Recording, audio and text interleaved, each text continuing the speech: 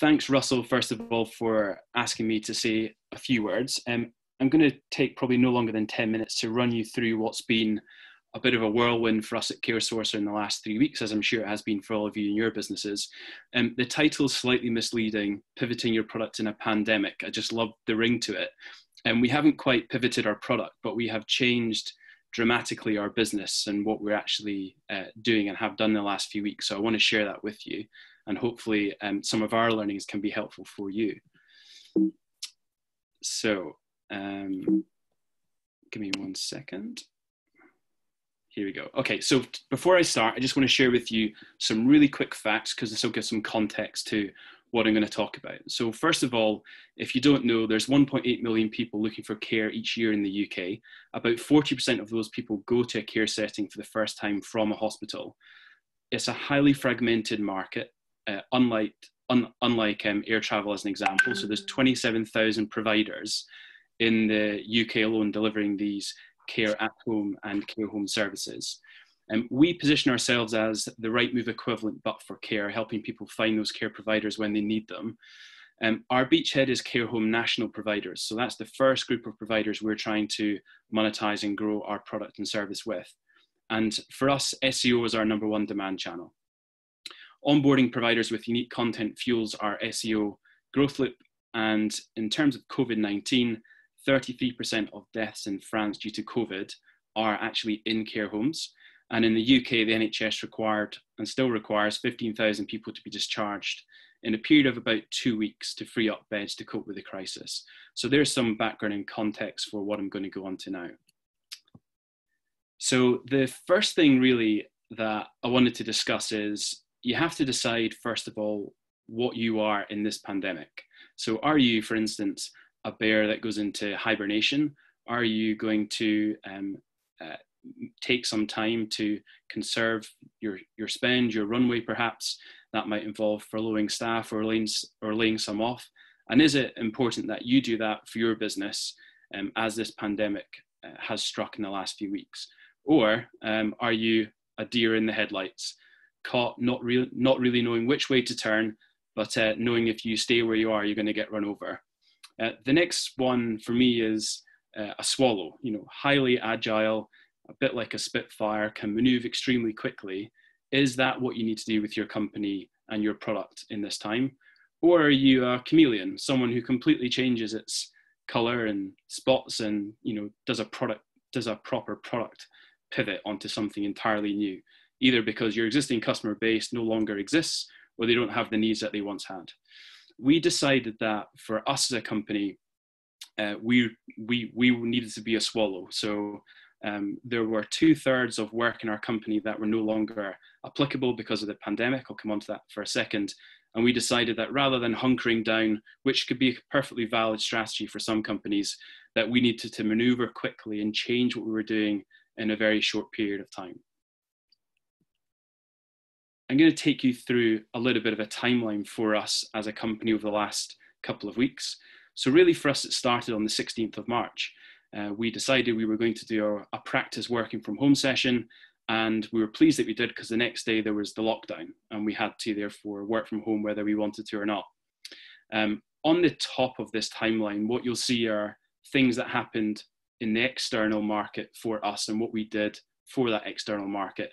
And then below this line that runs through the middle here, you'll see things that we did internally. So the things that we did to help our people understand where we were and where we were going with such a dramatic change in our work and our priorities. So as I say, it started with working from home practice day.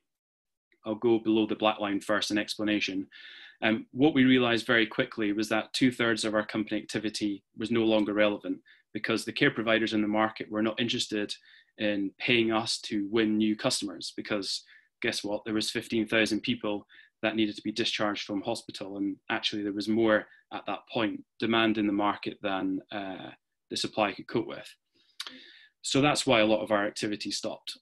What we had to do very quickly though was try and help people understand why, when we changed our activities from what they'd been working on for a considerable period of time, how those changing activities still align to our strategic intent, our mission and our values. And I think that was a critical point for us, trying to emphasize that although we were changing something in what people were working on, actually the new things we were going to work on were still aligned to our overall objective and our values and the things that we held dear to us as a company. We also felt that running daily briefings were really important to keep communication extremely high and everybody very familiar on a daily basis as to what was changing for the company, what was changing for our customers, and equally what was changing for them on a day-to-day basis. So the daily briefings became something that really held us together and helped us all understand and reorientate to a new way of working. And then we also had to look at some of our comp and ben. So for instance, we introduced full pay if you had to, as an employee, have to suddenly go and care for your elderly mother or father. Or for instance, you had to drop everything to care for your children. So it was important that, along with working from home expenses and so forth, that we let people in the company know that we were here to support them.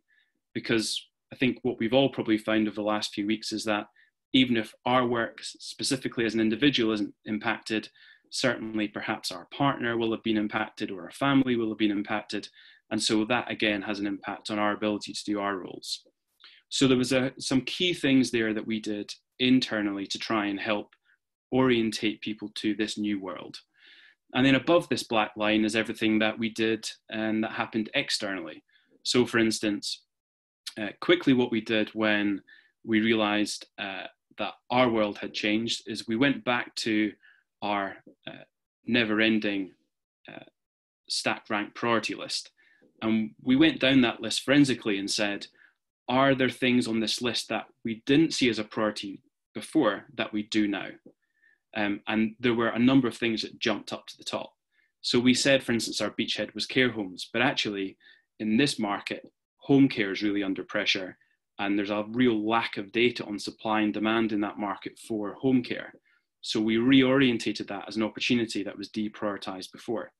In addition, we decided that actually going and working with the NHS and local authorities, which was deprioritized before because it took so much time to engage with these big public sector organizations, now actually was a live opportunity because they needed to find solutions at pace and were prepared to work differently to do so.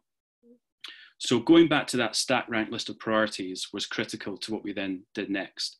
So very quickly, we then did a case study really with a council in London. We managed to find care for 15 people that they couldn't overnight from 6 p.m. to 8 in the morning. That led us to signing up 30% of local authorities in London because of the success that we could show there. And that brought us to the attention of the UK Social Care Task Force, who actually didn't want to help people get care. They were interested in the supply and demand data. So at that point, we understood that actually our core product helps some groups, but what's really needed is the data that underlies this marketplace. And therefore, what we started to do at that stage was start to gather that data more aggressively than we ever had before. It required us to build different ways of communicating with our customers and different products to surface that data back to this UK Social Care Task Force. And that's what we've been doing for the last couple of weeks, and I'll come on to that in a little bit. And then finally, what we also had to remember was that the providers out there are under huge pressure right now. So asking them for information to help us help a UK Social Care Task Force actually is asking more of them in a time of crisis. So what we also started to do was think about what could we give them to help them with their employees and what they were going through. So we launched a free employee assistance program to 1.6 million care workers in the UK. And this all happened within a 2-week period. And it was only possible because what we were able to do was to quickly understand what new opportunities arose out of this and what existing priorities were no longer appropriate or a priority for us to continue with. And in addition, getting the people in the company understanding and on board, because it's only with us having got the people on board in the company that we've been able to deliver any of this. And there's been a huge amount of work delivered over the last period of time. The next slide I'm coming to just is to show you very quickly some of the key things that we did. And my main message here is that in this type of crisis, when you are changing your product or when you're trying to engage with new customer groups that you weren't previously, it's really all about delivering at pace, way over and above doing things perfectly. So we really set the task to the teams of doing things at pace, over and above perfection. And that really helped. But we also had a brand new way of working, whereby marketing and product had to and did work simultaneously together, not sequentially. So very often our marketing and comms work was adjusting as our product work developed, but we weren't waiting for one to be clear before the other one started. And again, that helped us deliver at the pace that we have been. So this shows you left to right, very simply, that we had to start to change our onboarding communication for providers, because we needed to tell them specifically for COVID-19 why they should sign up. We then had to find ways of engaging with those providers to get the data, the availability data or lack of, in a way that was easy for them, but also in a way that was easy for us to then show back to this social care task force. And then obviously presenting that social care task force with the data that we then collected. So in a very short period of time, we've now been able to show, for London as an example, where all the availability or lack of availability is in London for about 40% of those home care providers. So look, very quickly, that's a snapshot of what we've been doing in the last 3 weeks. There's some key learnings though that we have learned and might be useful for you. The first one was that it's really important to choose what animal is right for your business, but choose one and choose it quickly would be what we have learned has worked well for us. The second thing would be that change won't happen quickly. You won't be able to iterate on that product or pivot it unless you've got the people in the company very clear about why it is the right thing to do in their role that they will play in that. You have to box clever with those strategic stack rank priorities. There were other opportunities that came up short term that we decided not to go ahead with, because although they would have delivered in the short term, they wouldn't have helped us with our long-term strategy. And then the last thing is obviously delivering against your customers' changing needs in real time. So I've shown you a few images before. They've been iterated on at least 3 or 4 times since those were released. And that's because our customer needs are changing in real time. So before they just wanted to understand where's the availability, now they want to understand and who's got the right PPE to take on new clients and who doesn't. So those would be the key learnings for us, a little snapshot into what we've been doing. There's some further reading that I've noted down at the bottom, which I found very helpful with this. And with that said, I'll hand back over to the team and yourselves if there's any questions. That's absolutely fascinating. Thank you so much. So everyone who's got questions, please type them into the chat function. We have a first one from Eliza Horan, and she wants to know, can you describe what just for context, to help us understand how much change perhaps you've undertaken, what your MVP was like? You know, how basic was it, or how sophisticated when you initially launched? Yeah, so about 75% of the people in the company, their day-to-day job, or what they were working on rather, completely changed overnight. And we operate to a tribes and squad model, and that made it quite easy for us actually to reorientate the teams. The first MVP around comms to providers and also asking them to capture availability information for us was done in 48 hours. So that gives you a sense as to the sophistication or the speed at which we were operating at. So it's incredible change. I mean, so any tips for anyone as to how to manage that, you know, that degree of change and at such a velocity? Yeah, so I think the critical thing for me is going back to explaining and helping people understand why it's important to move quickly and why what you're asking to do or to change still hits your mission as a company. So for us, it was quite easily, you know, our mission is to fix the broken care market. The care market went into a completely fractured and broken situation. Our objective was to try and help people get care and out of hospital. So it was quite easy for people to understand why what we were asking them to do was still aligned to our overall mission. But then it is about being explicit, I think, around the values that you hold as a business to help people navigate why you're asking them to work in a different way. So for instance, one of our one of the key things that we talk about all the time is speed of decision making and the autonomy of that decision making.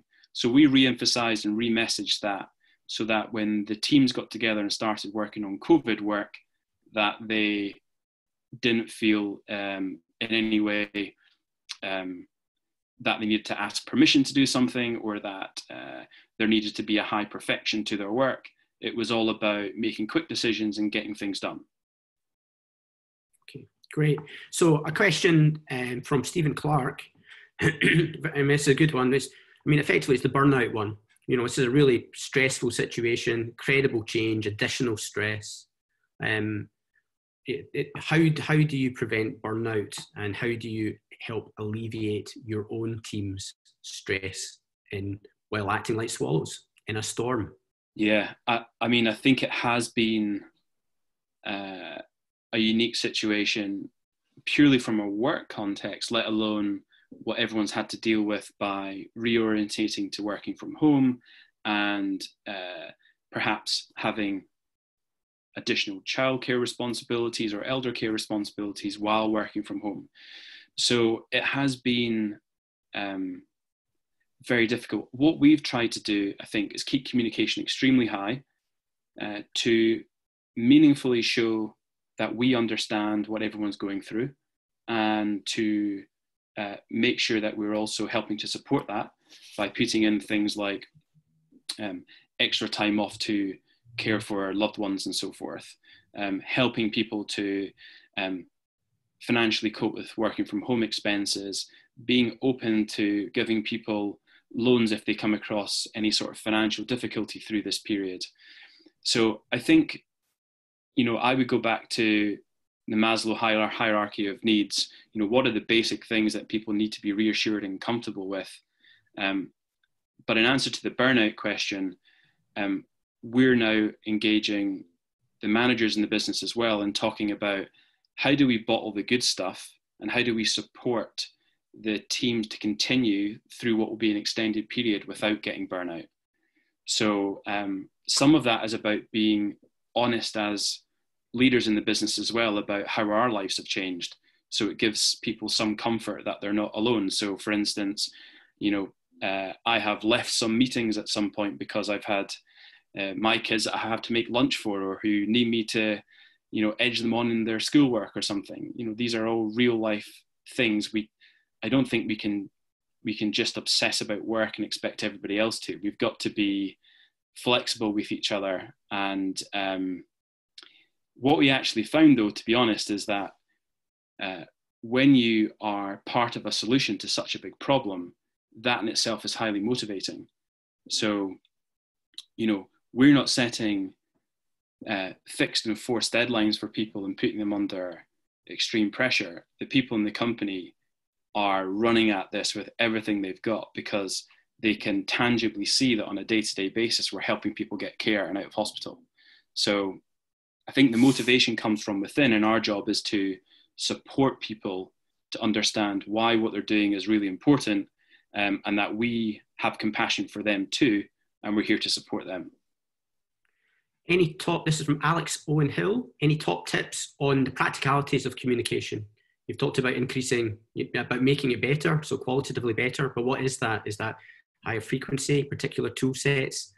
How do you allow people to say no to communications? Oh, how to say no to it? So this is an interesting one, because we have Slack, Notion, email, etc.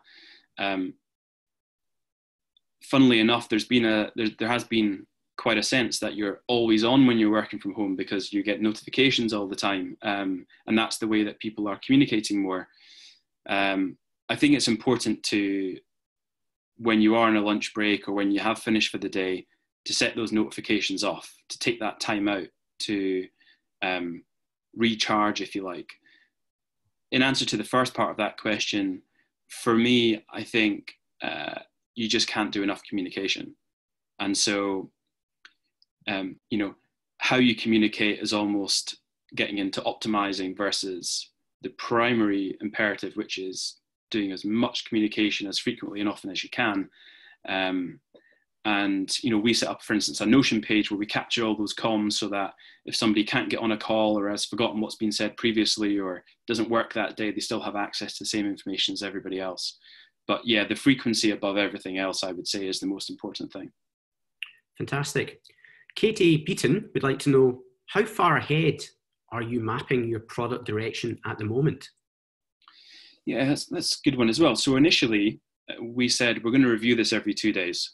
And if it's not working or doesn't make sense, we'll change it. As we've managed to get more traction with what we're doing, now we're reviewing it on a 2-weekly basis. But I suspect that the care sector will be challenged fundamentally for at least 6 to 9 months. So if you like, the third or 25% of our work that hasn't changed at this period continues. We're reviewing every 2 weeks.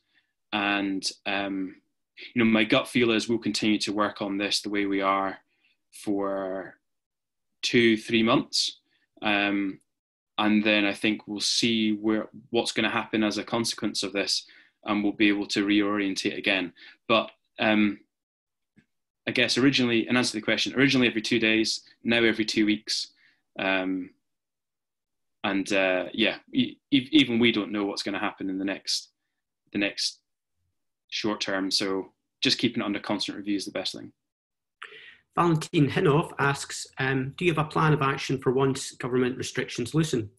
And the thing that's interesting about that is that might be loosening restrictions about home working, but it might lead to actually greater restrictions around the products and services that you are now flexibly producing and delivering in an emergency. Yeah, so we took the view that the data and the services that we're offering, once the central bodies, the local authorities, the NHS gets more used to these sources of information, they're going to want to keep them after this pandemic. So we took the view that there'll probably be some business coming off the back of this at some point in the future. Sorry, can you repeat the first part to that question again? Yep. So what's your plan of action for post-COVID, really? How do you think that, what's your product? How can you plan for product market fit in a post-COVID economy? Yeah, I think you've got to look at your business, I suppose, and think, are the macro trends going in our direction? So yes, the aging population is going to continue. Even if there are a lot of deaths in care homes, there's most people who try and find care these days don't actually get it. They can't find it because it's such a highly fragmented supply side.